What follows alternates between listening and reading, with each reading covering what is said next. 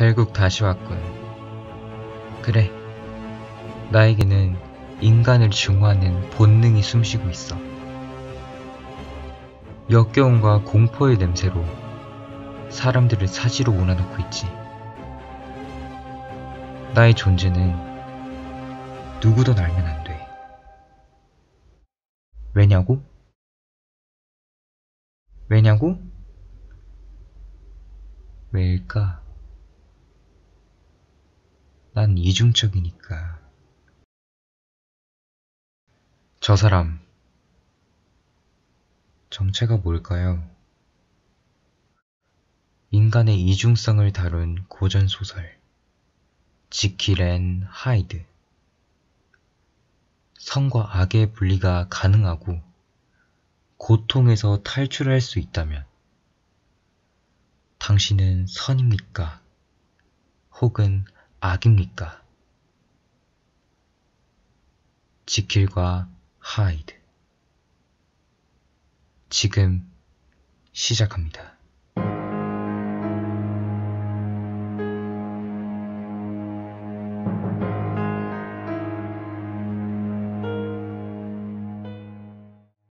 때는 19세기 런던의 한 골목 주택 앞. 어터슨 선생님, 저 문을 보면 얼마 전 제가 겪은 아주 이상한 사건이 떠올라요. 그래? 어터슨이 관심을 보이며 물었다. 대체 그 사건이 뭐지? 얼마 전 즐거운 여행을 마치고 집으로 걸어가는 그녀 앞에 어려 보이는 남자아이가 소녀를 손과 발로 짓밟고 있었다. 그녀를 본 남자아이는 도망을 갔지만 결국 그녀에게 붙잡혔다. 자신을 고소하려는 소녀의 가족에게 남자아이는 굴복하지 않았다. 사고를 빌미로 한몫 챙겨보고 싶은 모양인데 나로선 어찌할 방법이 없군. 신사라면 나쁜 소문에 휘말리는 건 피하는 게 상식이잖아? 그래, 얼마를 보상해줄까? 그는 오히려 당돌하게 집문을 열고 100파운드 수표를 가족에게 건네주고 사라졌다. 선생님, 그런데요. 수표 서명인에 심상치 않은 이름이 적혀져 있었어요. 신문에 자주 올라오실 정도로 유명하고 더 놀라운 건 선생님 친구라는 겁니다. 저 집에 대해선 더 알아본 게 없나? 어터슨이 궁금하다는 듯 물어보았다. 저도 궁금한 건 마찬가지입니다. 하지만 이런 일은 일단 의심하기 시작하면 꼬리에 꼬리를 물고 이어질 게 뻔하죠. 그래서 제게는 오랜 신조가 있어요. 즉, 의심스러울수록 캐묻는 걸 상관하는 거죠. 자네 신조는 참 마음에 들어. 예, 저도 그렇게 생각합니다. 그건 그렇고 소녀를 짓밟았다는 그 남자아이의 이름이 몹시 궁금하군. 그게 선생님께 도움이 될지는 모르겠지만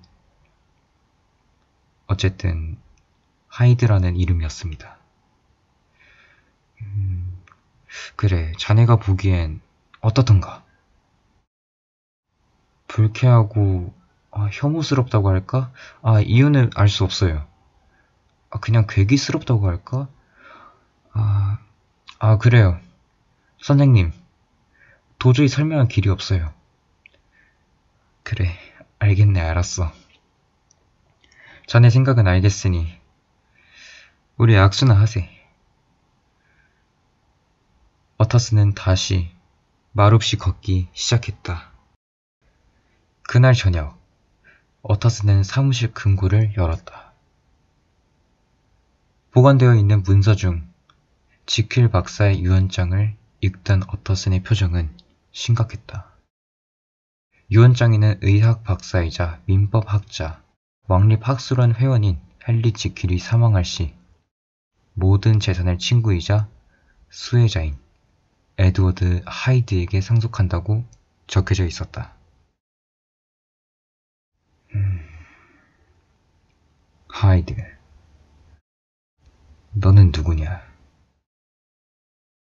분명 정상적인 상황에서 작사한 게 아닐 거야. 지킬에게 끔찍한 일이 있었던 게 틀림없어. 어타스는 자리를 벅차고 의사 레니온 박사에게 찾아갔다. 이게 누구신가? 어타슨! 오랜만일세 레니온. 동창과 회포를 나누고 어타스는 자신의 고민에 대해 털어놓았다. 레니온, 자네와 난 헨리 지킬의 오랜 친구지. 안 그런가? 내 친구들이 좀 더 젊었으면 좋겠지만 어쨌든 맞는 말이세. 헌데 왜 그런가? 자네가 그 친구와 연락하는지 궁금해서 그러네. 레니온은 기다렸다는 듯 지킬에게 소원했던 감정을 폭발시키며 얼굴을 붉혔다. 얼마가 지났을까?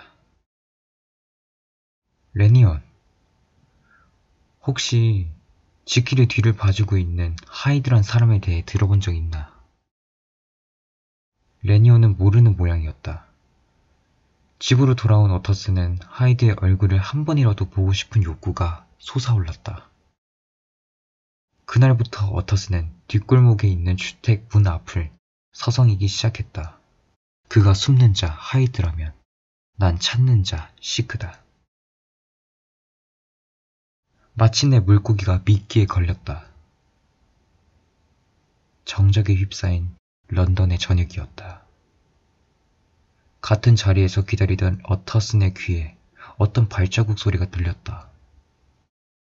소리가 근접하자 어터슨은 몸을 숨겼다.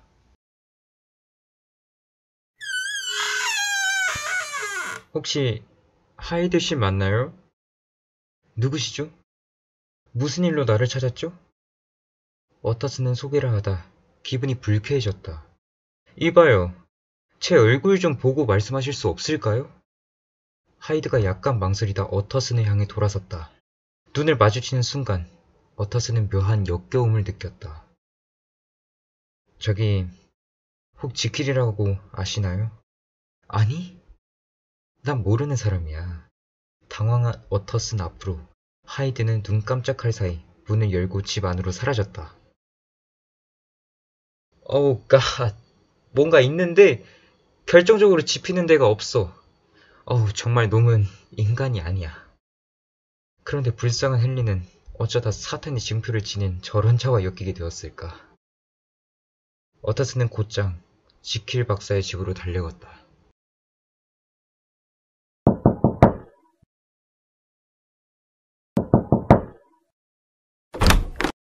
오랜만이세 풀.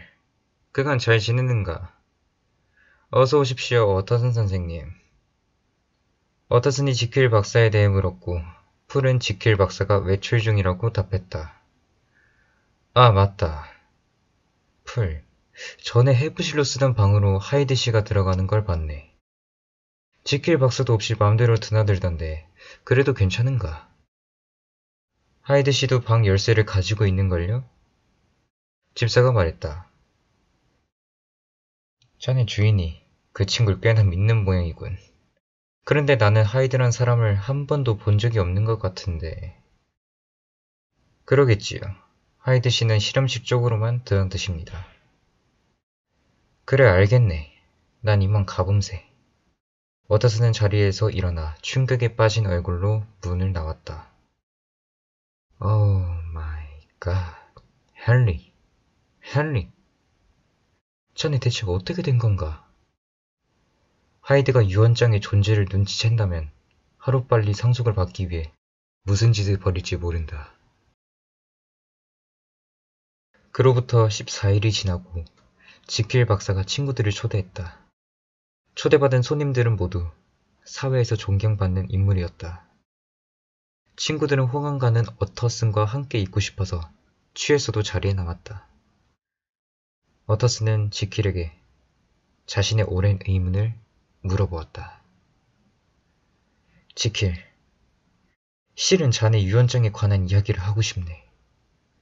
지킬 박사는 듣고 싶지 않았으나 유쾌하게 받아주었다. 그래, 뭔가 나에게 이토록 관심 가져주는 사람은 정말 자네뿐이야. 근데 유언장이면 자네도 알지 않는가? 그래, 알지. 하지만 내가 하이드란 친구에 대해 좀 알아보았는데 말일세. 순간 지킬 박사의 얼굴은 일그러지고 입술이 하얘졌다. 어터슨, 그 이야기는 하지 말게. 대신 이건 알아주게. 만약 내가 갑자기 사라진다면 그를 돌봐주게나. 사정을 알면 자네도 나를 이해할 거야. 부탁일세. 어터슨은 한숨을 내쉬며 말했다. 그래, 약속하겠네.